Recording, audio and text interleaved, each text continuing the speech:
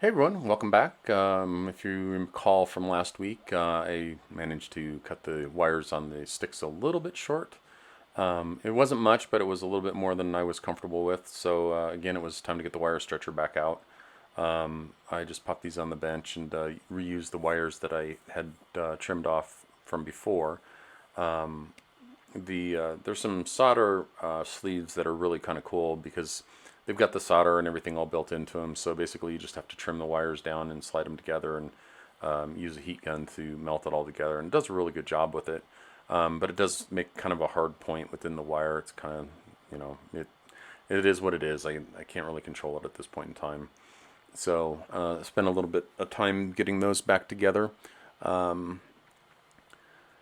was fun getting back to some of the bench work that I've done back in my early 20s. I spent a bunch of time helping actually a robotics company doing a bunch of wiring, and I haven't done this level of stuff in quite some time. But I also put a heat sleeve over this and shrunk it down to help the wires stay manageable. And I also took the opportunity to terminate the wires with the connectors that I'm using. I'll talk about that here in a minute.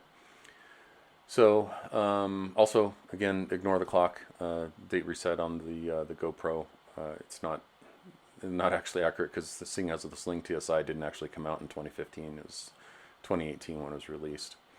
And this third hand that I'm using is, if you don't have one of these, it definitely is handy to have. There will be some soldering as part of the build process, and just having that extra guide there, you can get the two leads coming together and hold it together that way. Also, just to recap a little bit, when I was working on the instrument panel, they have rib nuts that they provide for the kit, and like any of the other rib nuts, you squeeze them in. But because of where the location of the holes are at, the rib nuts just don't work well in this position. Maybe somebody else will have better luck with it, but I wasn't happy with how they were going in there. So what I wound up doing was taking the rib nuts out. I then used a sheet of aluminum that I got. Incidentally, Amazon does sell sheets of aluminum, 6061 aluminum that you can just get. It's actually kind of handy. I cut out 16 different slots of it, drilled holes in them, tapped them so that they're set for M4 rib nuts. I'm sorry, M4 bolts, and cut them out. Once I got them cut out, then I used them as a backer for the M4 nuts. I'm sorry, M4 screws.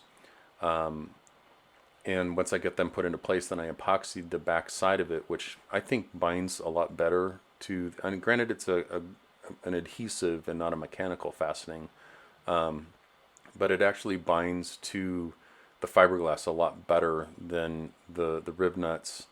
You just can't get a really good pull on them with where the tolerance and the curve is with the wing itself, or not the wing, but the instrument panel.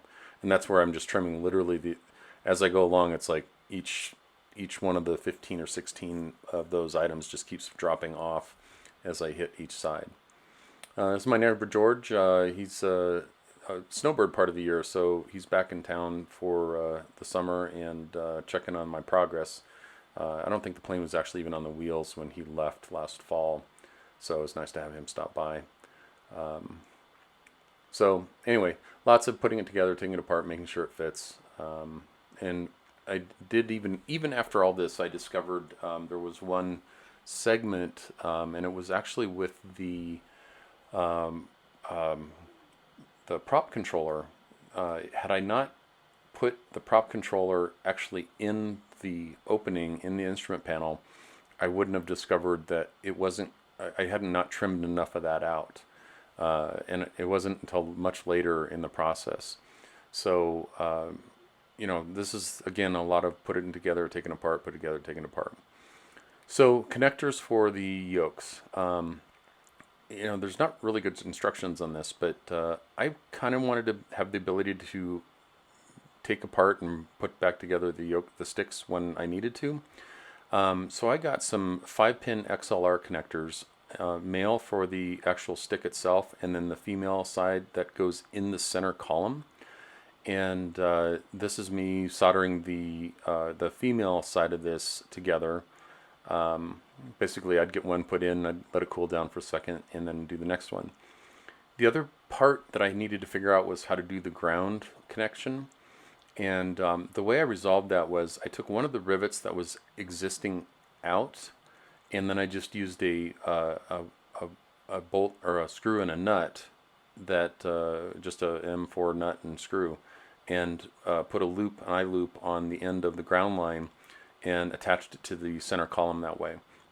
It should work just fine, and it's going to be nice and smooth that way. Again, I'm back to trying to work on the rudders here. This is the piece of guidance that you get. After installing, you need to do some adjustments. That's it. There's no real additional information as to how to adjust this. Lots of emails back and forth with Sling technical support. I thought for sure I had put these stops incorrectly together. I mean, because I couldn't figure out what was causing things to stop prematurely when we were moving the wheel to the left. So I got back down under there. I mean, it's too late really to do anything from the top at this point in time. And I took that part out. So I did get it adjusted ultimately. I'll talk about that in a second. This is another thing I was trying to address. The left side inside skin was deformed, not from the factory, but when you put it actually in the rivet holes.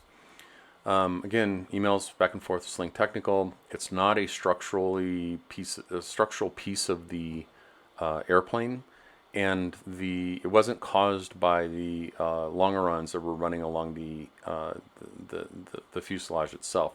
The outside skin fit perfectly.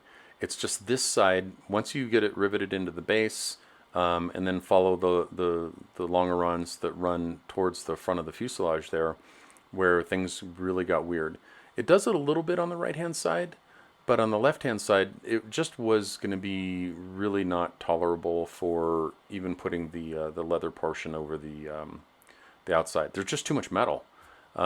So again, Sling Technical was like, oh, it's not a structural piece. At which point in time, it's like, okay, well, I mean, I got to figure out a way to resolve this. So what I wound up doing was getting the Dremel out again and cutting away the section that was extra or had too much and was causing the bulge and the popping.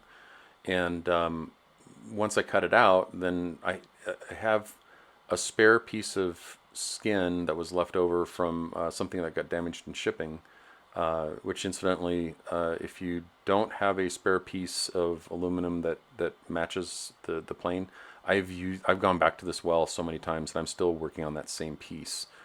So if you don't get something from Sling that way, I definitely recommend at least ordering something from somewhere so you have that on hand, because I was able to just say, okay, not a problem, I'll just grab some of the spare aluminum that I have.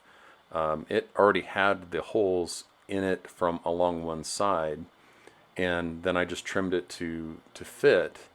And once I got that done, then it smoothed this whole section out. It doesn't have to be pretty because the leather finishing goes over this for the kit itself. And quite honestly, unless you watch the videos, you will never know that it's there. I'm back underneath again. I'm actually working on changing out. I did initially put in 2-inch, and that right there is an adapter for the heat system. I had 2-inch hoses. I have somebody following, which was fantastic, and I really greatly appreciate it. 3D printed me a set of Y valves, and it takes it from a 2-inch down to an 1.5 inches, which gives me a little bit more room in the center channel. And then it goes from that 1.5 inches down to the 1 inch, which is for the rear heat duct. So I went back through and put that in. Greatly appreciate it. I would be more than happy to reference him if other people want to buy that from him. It's something I think Sling should really consider doing. I don't like being cold. I don't want my passengers being cold, and typically if you're flying up at altitude, you're going to be cold. So I'm working hard to make sure that my passengers will be comfortable. Anyway, that's all for this go around. There's a couple more coming. I don't. This one will probably be out during or after Oshkosh, so hopefully I'll run into everybody. Thanks.